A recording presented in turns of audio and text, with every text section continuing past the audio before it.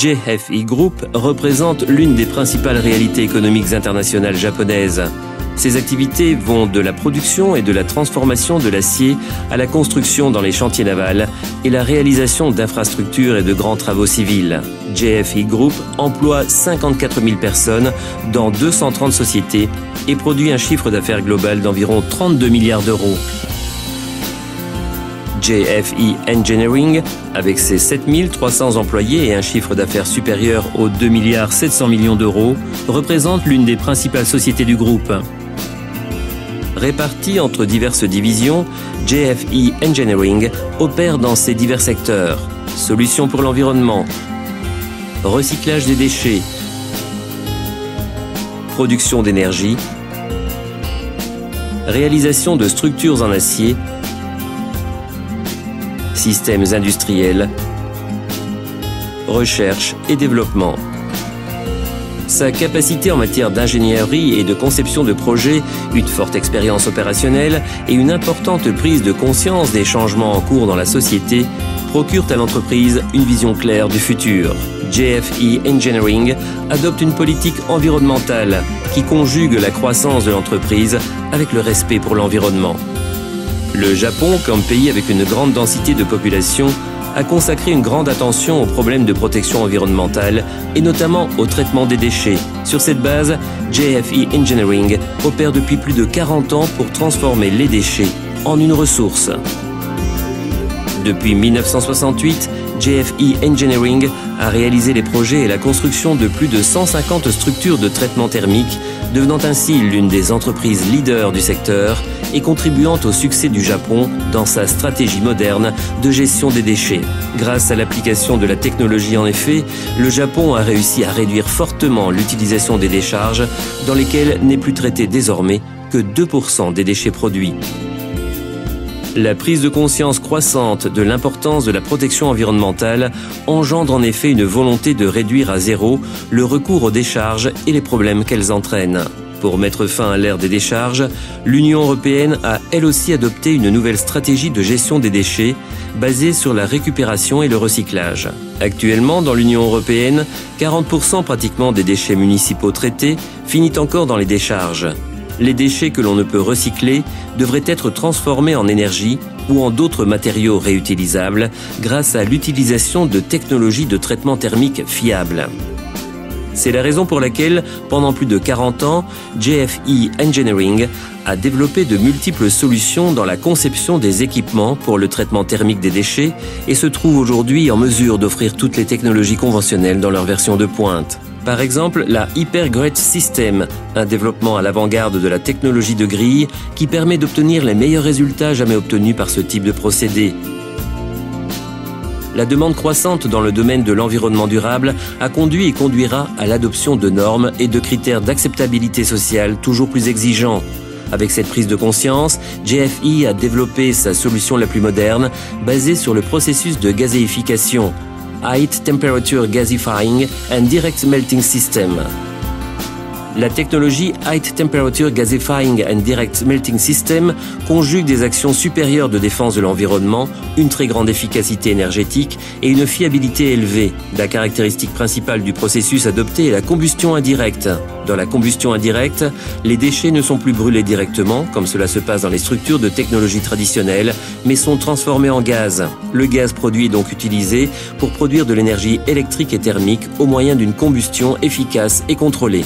Grâce à cette technologie, il est également possible de récupérer la partie non combustible des déchets sous forme de scories solides granulaires, réutilisées au Japon dans le secteur du bâtiment et de l'industrie. De cette manière, on évite la production de cendres de fond.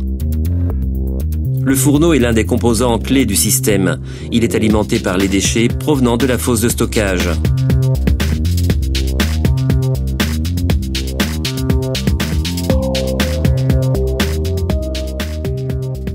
À l'intérieur du fourneau, dans la section Gasifying Bed, les déchets à l'entrée se transforment en gaz. Cela se passe à une température entre les 550 degrés et les 650 degrés grâce à l'introduction contrôlée d'air par la secondary tuyère.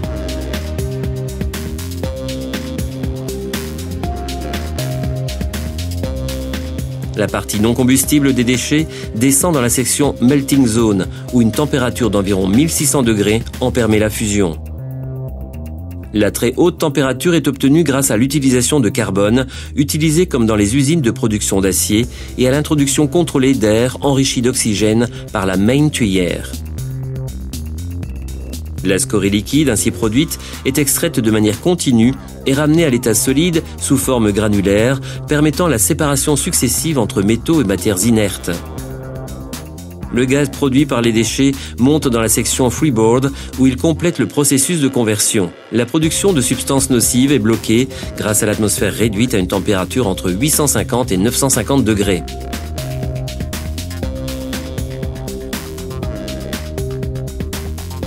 Le gaz obtenu par les déchets est donc utilisé dans la Secondary Combustion Chamber. Grâce à une chaudière, la chaleur produit de la vapeur à haute pression et température. La vapeur est employée pour produire de l'énergie électrique à travers un cycle de très grande efficacité ou peut être utilisée pour du chauffage urbain ou d'autres applications industrielles.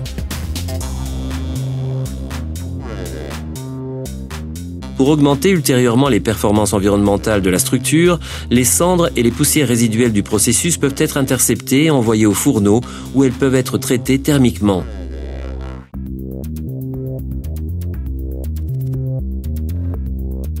Les effluents gazeux, après avoir traversé un système de traitement des fumées type traditionnel, font l'objet d'un contrôle et d'un échantillonnage en continu pour en vérifier et en enregistrer la qualité.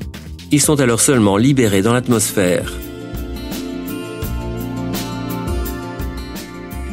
Les résultats des mesures au Japon, officiellement certifiés, témoignent d'un niveau d'émission largement en dessous de ce qu'imposent les normes. En particulier, la concentration de dioxine est plus de 1000 fois inférieure aux normes européennes de référence. La technologie High Temperature Gasifying and Direct Melting System représente donc la solution pour résoudre les problèmes posés par le traitement thermique des déchets dans la société moderne. Haute efficacité dans la production d'énergie, rendement de 30% enregistré dans les installations japonaises. Impact environnemental très réduit. Le système empêche la formation de dioxine grâce à l'atmosphère réduite à haute température de la section freeboard. Toutes les installations réalisées par JFE obtiennent des niveaux d'émission de dioxine nettement inférieurs à ce qui est exigé par les normes. Sécurité et fiabilité. La fiabilité et la sécurité sont prouvées par les rapports de fonctionnement de plus de 10 installations en fonction depuis 2003. Production de scories et métaux recyclables. Les scories et les métaux sont utilisés au Japon dans le cadre du bâtiment et par l'industrie comme matériel de construction et revêtement routier, remplissage de matériaux, matières premières pour le béton, etc. Traitement de divers types de déchets. Une grande variété de matériaux peut être traitée, y compris des résidus de voitures mis à la casse, des déchets dangereux et même du matériel provenant du déblaiement de décharge. Grande flexibilité opérationnelle. Capacité des installations de moins de 30 à plus de 300 tonnes par jour. High Temperature Gasifying and Direct Melting System est une technologie de gazéification qui a fait ses preuves, très appréciée pour son fonctionnement régulier et efficace dans les installations en fonction depuis des années. JFE Engineering conjugue des technologies d'avant-garde avec une vaste expérience pour concevoir et réaliser des installations pour un futur sous le signe de l'environnement durable.